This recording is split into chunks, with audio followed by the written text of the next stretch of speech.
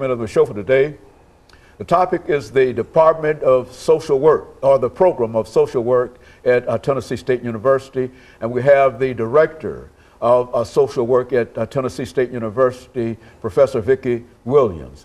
Professor Williams, let's give you an opportunity to identify some of the programs dealing with social work at Tennessee State University that you think that our audience might be interested in, or at least familiar with, or might be able to give you greater support in reference to these particular programs. Let's do it from that perspective. Well, the program has been very fortunate in that we have been sponsoring for many years the Center for Aging, which is an elder abuse institute that we have every year over at the Millennial Maxwell House, and we sponsor that conference or institute along with the Adult Protective Services unit within the Department of Human Services. So that's been a very good relationship over the many years.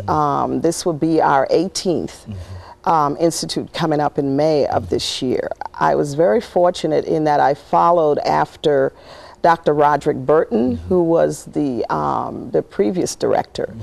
And I sort of inherited the fact that he received this allocation from the legislature to pay for this conference, or to sponsor this conference every year. And so the partnership between Adult Protective Services and the Department of Human Services has gone on for almost 18 years. So I was very pleased with that. We're also involved in other kinds of community efforts and programs outside of the university.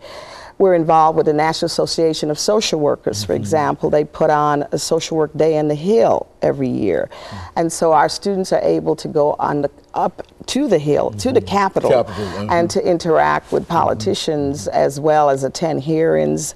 And they have an opportunity to see how bills are legislated and to advocate in some ways for some of the legislative bills that are introduced, to have an opportunity to advocate for programs that we believe are in the best interest of our clients or the constituents that we serve. Let me follow this up, make sure we get this in. What would you say is the status of the elderly, the aged in the state of Tennessee at this particular point? I mean, well, I really think that there needs to be more commitment in the state to serve elders. The Adult Protective Services staff, for example, within the Department of Human Services could use additional staff because they provide a lot of services for persons over the age of 65.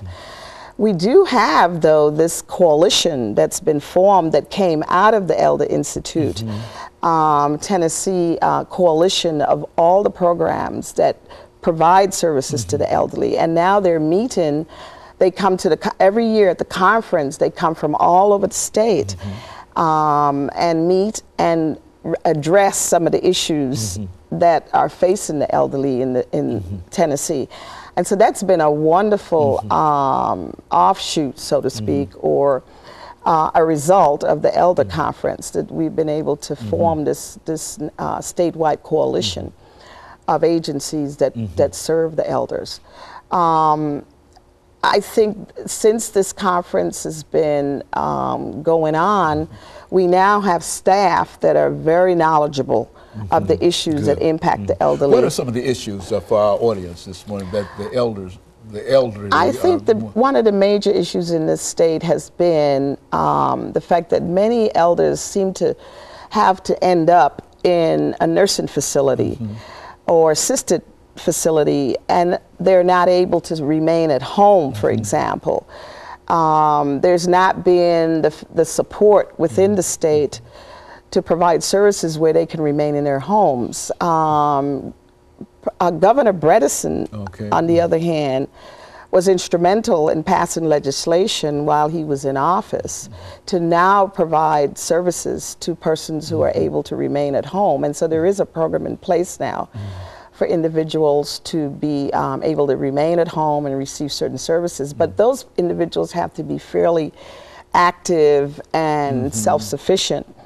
But it is an improvement over the fact that many elders ended up going into facilities, nursing facilities, when indeed they probably did not need to have to go into the facilities if in fact there was home care services available for them. So that's been one of the major contributions of Governor Bredesen while he was in office, and the legislators who supported that legislation.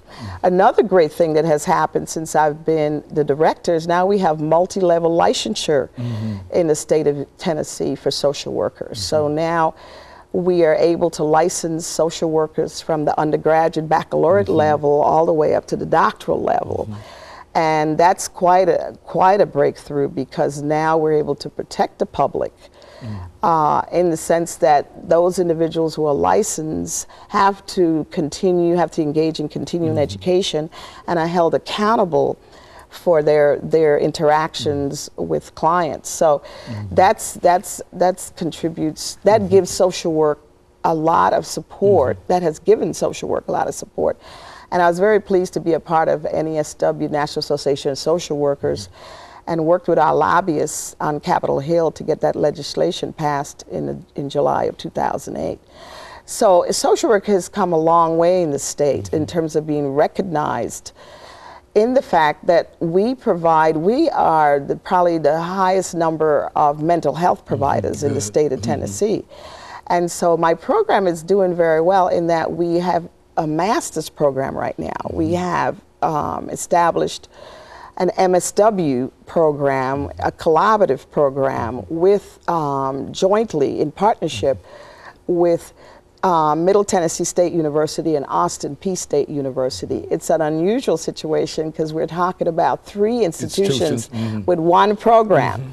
And it's been very successful. This is the 2nd academic year, and we have almost 90 students for all 3 campuses. So it's been exciting since I've been here. Okay, well, we're getting ready for our second commercial break, Professor Williams. And when we come back, what I'd like to do is to sort of follow up this idea of health and deal with the federal government by simply inquiring the impact that the recent health bill has had upon what you do at Tennessee State University, and how that's able to either hinder you or help you. And I think that we'll be able to do that during this last segment, and then we'll be able to close the show out for today. But I think that that's an important consideration. And we'll be back with our audience following this very, very short commercial break.